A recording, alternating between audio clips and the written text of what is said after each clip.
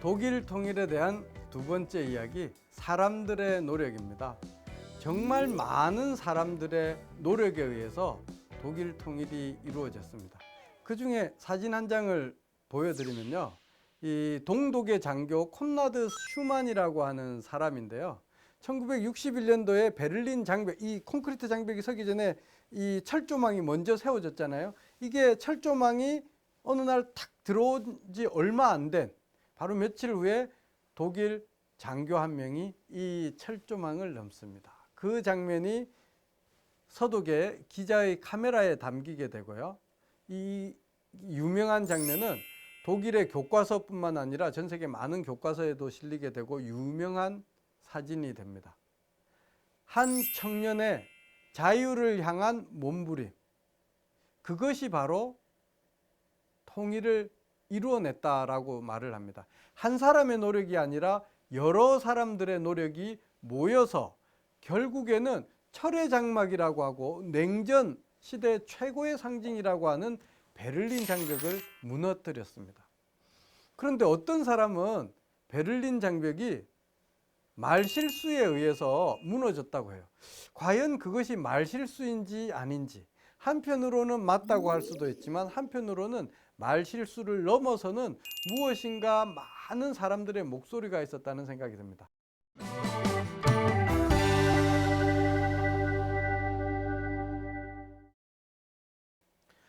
어떤 일이 있었냐고요? 정말 신기했습니다. 약간의 배경을 설명을 드려야 되는데요. 동독의 서기장 중에 호네커라는 사람이 있습니다. 호네커가 10월 18일 날 물러났어요. 왜냐하면 국민들이 많은 것을 요구했거든요. 자유를 요구하고 민주주의를 요구하고 그 다음에 보다 나은 삶을 요구했습니다. 에곤 크렌츠라고 하는 그 다음 서기장이 들어오게 돼요. 그런데 이때의 서기장은 호네커와는 다르죠. 호네커가 어쩔 수 없이 물러나고 나서 들어왔기 때문에 국민들의 요구를 많이 들어줘야 됩니다. 동독 국민들이 새롭게 구성된 동독 정부에게 요구한 여러 가지 중에 하나가 여행의 자유입니다. 그래서 11월 9일 날 기자들 앞에서 발표를 하게 되죠. 근데 에곤 크레츠는 서기장이라 워낙 바쁘죠. 그래서 제2인자라고 불리고 또는 대변인이라고도 불리는 귄터 샤보브스키라는 사람이 기자회견장에 들어가게 됩니다. 그런데 생각해 보세요. 호네커가 물러났죠. 새로운 정부가 들어왔죠. 얼마나 할 일이 많겠어요.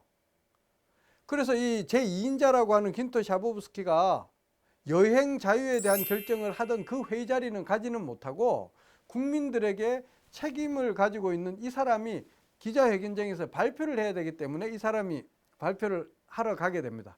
발표하러 기자회견장에 들어가기 전에 쪽지를 받게 되죠. 이제는 여행의 자유가 있다라고 발표를 했습니다. 그러던 중에 그 발표가 다 끝나가던 무렵, 그게 89년 11월 9일 저녁 7시경이에요. 7시경에 기자회견장에 귄터 샤보브스키가 발표를 하는데 기자들이 저기 많습니다. 그런데 여기 앞쪽 부분에 이탈리아 기자가 한 명 있었어요. 아, 네, 알겠어요. 그런데 그게 언제부터 효력이 있지요? 라고 말을 했는데 귄터 샤보브스키가 이렇게 봤는데 이게 여행의 자유는 있다라고는 되어 있는데 아무리 봐도 언제부터인지가 안 나와 있는 거예요. 본인이 회의에 참석을 했으면 그 내용을 알았을 텐데 너무 바빴기 때문에 그때 상황이 갈 수가 없었잖아요. 그래서 이 사람이 바로 대답을 했습니다. 즉시 지체 없이 라는 말을 했죠. 그런데 그 방송을 본 많은 동독 사람들이 그때 베를린 장벽으로 몰려갑니다.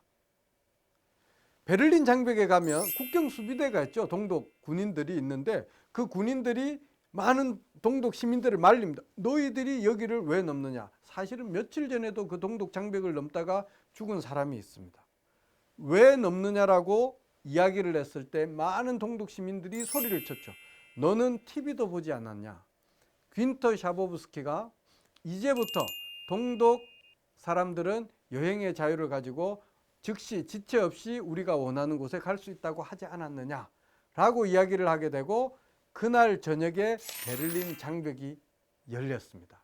많은 사람들이 브란덴부르크 문 그 위에, 장벽 위에 올라가서 기쁨의, 환희의 그 모습, 소리를 지르는 그 모습이 있죠. 그 장렬한 모습이 전 세계 언론에 나가게 됩니다. 자, 11월 달에, 그러니까 귄터 샤보브스키가 여행의 자유를 선언한 이후에 과연 몇 명이나 동독에서 서독으로 넘어갔을까요? 11월 한 달 동안에 13만 명, 13만 명의 동독 사람들이 서독으로 갔다고 합니다. 여러분 생각해 보세요. 13만 명이면요, 하나의 작은 도시 인구에 해당이 됩니다.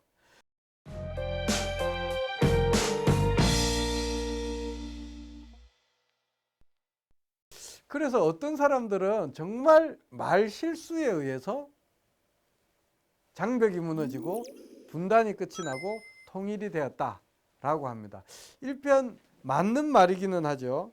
그렇지만 베를린 장벽이 무너지고 통일이 되는 데는 크게 볼 때 두 가지의 사건이 있었습니다. 사건이라기보다 중요하게 고려돼야 될 부분이 있는데요. 이것들이 바로 국민들이 만들어낸 것입니다. 첫 번째로 1989년 5월 달에 동독 내에서는 부정선거가 있었어요. 사회주의권 국가 내에서. 그래서 라이프치히에 9월 달에, 라이프치히에 보면 니콜라이 성당이라고 있는데요.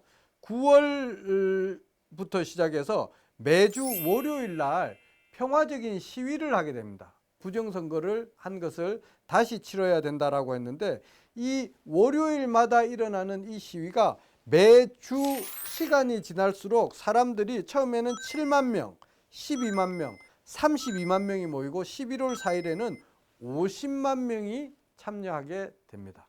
50만 명이라고 하면 어마어마한 숫자죠. 그때 당시에 사람들이 외쳤던 것이 Wir sind das Volk. 무슨 말이냐면 We are the people이라는 것입니다. 우리가 인민이다, 또는 우리가 국민이다라고 하는 것이죠. 우리가 국민이기 때문에 우리에게 민주주의를 달라라고 하는 요구였습니다.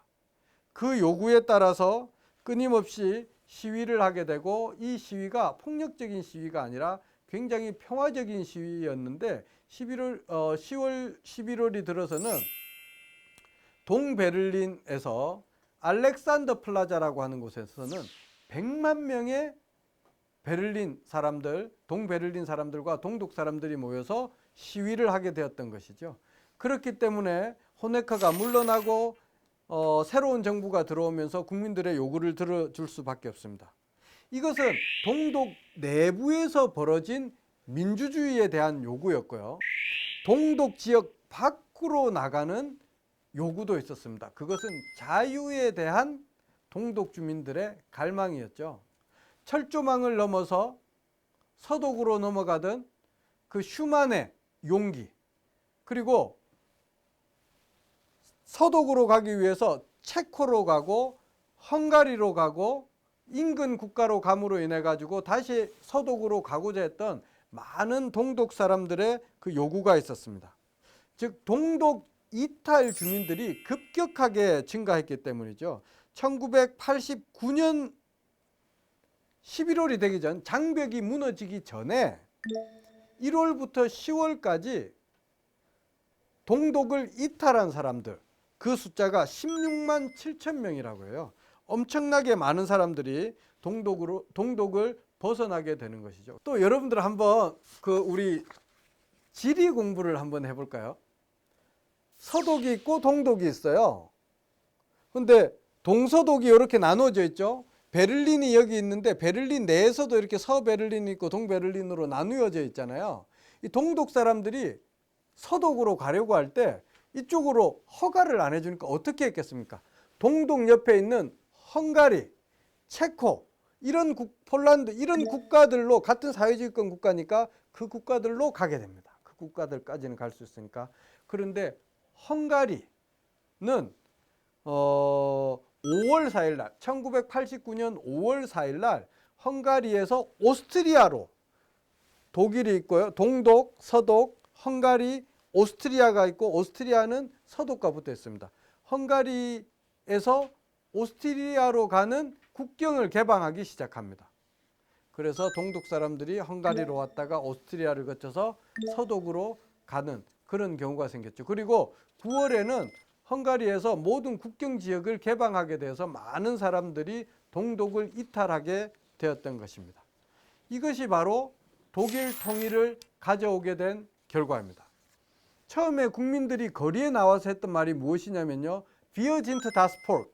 우리도 국민이다, 인민이다 라고 해서 민주주의를 요구했는데 그 다음에 그 구호가 바뀌어요. Wir sind ein Volk로 바뀝니다. 이 무슨 말이냐?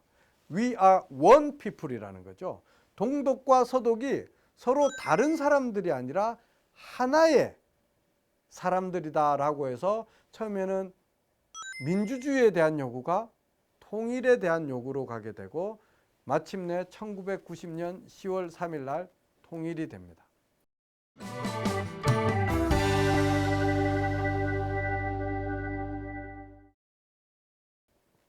통일이 되었을 때 많은 사람들이 잘 살 수 있을 것이다 라는 기대를 했어요. 동독 사람들이 민주주의와 자유에 대한 기대뿐만 아니라 서독의 풍요로운 삶 있잖아요. 잘 사는 삶. 그 삶에 대한 동경이 있었습니다. 그렇지만 동독과 서독이 바로 통일이 되었을 때 우리가 바라던 그 장밋빛 인생이 동독 사람들에게 바로 주어지지는 않았어요. 그 예를 들면 동독에 갑자기 다가온 자본주의, 자유주의가 동독 사람들이 주체하지 못하는 어떤 벽처럼 느껴졌습니다. 유명한 책 한 권을 소개해드리고 싶은데요. 우리의 아름다운 새 옷입니다. 동독 사람들이 입은 아름다운 새 옷이라는 말인데 이 아름답다는 것이 바로 자본주의 시장경제 체제를 말합니다. 처음에 자본주의 시장경제 체제가 오고 동서독이 통일되었을 때 많은 기대가 있었죠. 근데 이 책을 쓴 잉고 슐체라고 하는 작가는 처음 통일이 되고 난 이후의 모습을 이렇게 이야기합니다. 여기 9쪽에 나오는데요. 동독인들을 향한 서독인들의 불만, 서독인들을 향한 동독인들의 비난, 너희들 때문에 우리 살림이 어려워졌다고, 너희들의 집과 길, 놀이터를 고치는데 왜 해마다 우리 주머니에 돈이 나가야 하냐고 핏대를 세우는 서독인들, 너희들 때문에 일자리를 잃어버렸다고, 통일 이후 밀고 들어온 너희네 기업들이 모든 것을 독식하고 있지 않느냐고 씩씩대는 동독인들. 하지만 한 가지 확실한 것은 서독이든 동독이든 통일 이후 독일인들의 삶이 전보다 궁핍해진 것은 결코 아니라는 점입니다. 라고 나옵니다. 자, 이 구절은 통일 직후에 동독인들의 불만과 서독인들의 불만을 보여줘. 그때 이야기를 오시 베시라고 합니다. 오스트가 독일 말로는 동쪽이라는 뜻이거든요. 베스트가 서쪽이라는 뜻이에요. 그래서 오시라고 하면 동쪽의 사람들인데, 그러니까 좀 비하해서 동독 사람들이라고 하고, 베시는 서쪽의 사람들인데 뭐라고 하나요? 좀 자본주의적인 모습을 가진 그 사람을 의미합니다. 그래서 서로 간에 반목이 컸어요. 동독 사람들의 경우에는 왜 너희들의 자본이 다 동독으로 와가지고 우리를 우리 시스템을 이렇게 안 좋게 만드느냐라고 하고, 서독 사람들은 내가 낸 세금인데 왜 우리 서독 지역에도 시골 농촌 지역이 있고 그 부분을 개선해야 되는데 왜 동독 지역을 개선하는데 내 세금이 쓰여져야 되냐라고 불만을 표출하기도 했습니다. 오씨 베시의 갈등은 금방 풀어지지 않았죠. 상당히 오랜 기간 동안 동쪽 사람들과 서쪽 사람들의 갈등이 존재하면서 서서히 사회 통합이 되어 갑니다. 오스탈기 현상이라고 하는 것이 있습니다. 어떤 것이냐면 많은 동독 사람들 중에 내가 통일이 되어서 보다 더 풍족한 삶을 살고는 있지만 과거에 평등이 보장되고 가난했지만 국가가 평등하게 분배하던 그 세상을 그리워하는, 그러니까 향수와 같은 그런 현상들이 발생하기 시작했죠. 통일은 되고 국민들이 희망을 해서 통일은 되었지만 40년 동안의 체제가 달라진 것을 극복하는 데는 많은 시간이 걸렸던 것 같습니다. 그래서 사람들 간에는 많이 싸웠어요. 한 가지 또 다른 예를 들면 독일의 신호등을 들 수가 있습니다.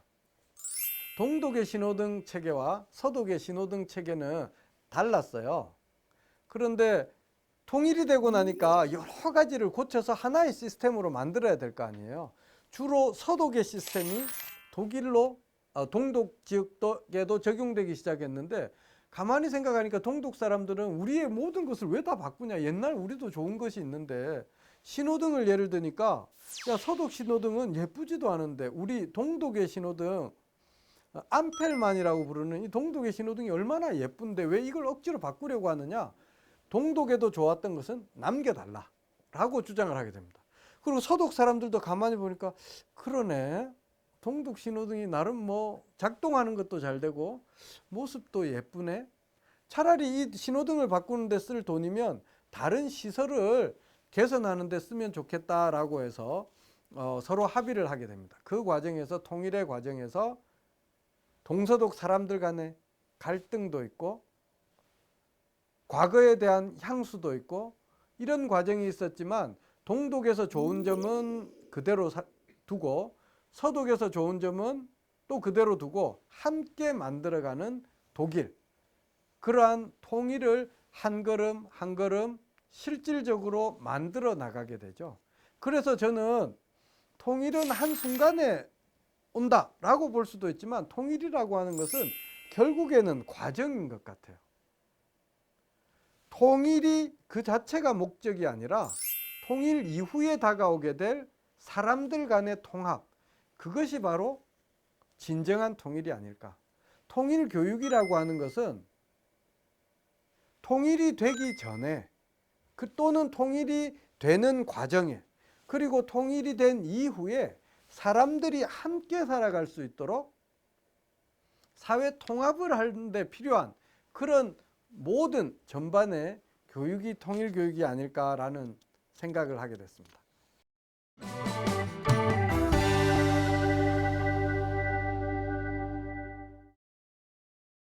독일이라고 하는 나라는 어떤 나라일까요? 어떻게 역사가 기억할까요?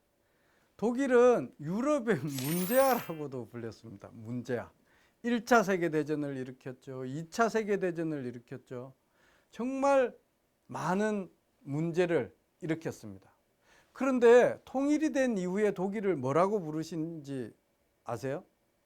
유럽의 심장, 유럽의 엔진이라고 불립니다. 지금 EU, 유럽연합 공동체에서 보면 독일의 목소리와 역할이 가장 큰 것을 알 수 있습니다. 난민의 문제에 있어서도 그렇고 EU에서 일어나는 여러 가지 일들에 대한 결정권이 독일에서 많이 가지고 있죠. 한 예로 독일에 있던 영국 대사 폴 레버라고 하는 사람의 예를 한번 들어볼게요. 이 폴 레버는, 그러니까 독일에 대해서 잘 알고 있는 전문가이죠. 그 사람이 쓴 책 베를린이 지배한다 라는 책이 있어요.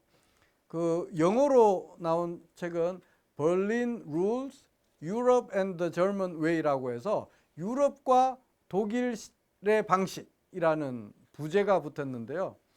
베를린이 유럽을 지배한다, 베를린이 지배한다라는 이 책 제목에서 볼 수 있듯이, 영국 사람이지만 유럽의 한 사람으로서, 유로피언으로서 독일을 바라봤을 때 과거의 1차 세계대전, 2차 세계대전 전쟁을 통해서 쟁취하였던 것들을 정치를 통해서도 가질 수 있다는 것을 독일은 통일을 거치면서 보여줬다라고 말을 합니다. 과거의 독일은, 그러니까 많은 군사적인, 물리적인, 경제적인 영향력을 가지기 위해서 침략을 많이 했었잖아요. 다른 민족에 대한 압박도, 핍박도 많이 주었었고요. 그런데 통일이 되고 나서 정치적인 활동을 통해서 유럽연합에서 많은 역할을 하고 있다고 합니다. 볼 때 참 부러워요. 대한민국, 우리 한반도의 남과 북이 합해진다면 정말 엄청난 잠재력이 있다고 많은 전문가들이 이야기합니다. 전문가가 아니라도 우리 가만히 생각해 보면요. 일단 여행 갈 때도 비행기 안 타고 기차 타고 갈 수도 있잖아요. 우리 아이들이 취직을 할 때도 다양한 선택의 폭이 있을 것입니다. 일반인이 생각하더라도 통일이 우리에게 가져다 줄 수없이 많은 이로운 점들이 있을 것 같아요. 독일을 보니까 유럽의 문제아였다가 국민들의 노력으로, 사람들의 노력으로 통일을 이루어내고, 그 과정에서 어려운 점이 있었지만 그것을 극복해서 유럽의 심장과 유럽의 엔진으로 거듭나는 모습을 보면서 참 부럽다는 생각이 듭니다. 독일과 한국은요, 시간이 8시간 차이가 납니다. 시차가 8시간이에요. 우리가 8시간 앞서 있습니다. 독일이 8시간 늦고요. 그런데 통일을 생각해 보면 우리가 독일보다 많이 늦습니다. 독일은 1990년도에 통일을 했잖아요.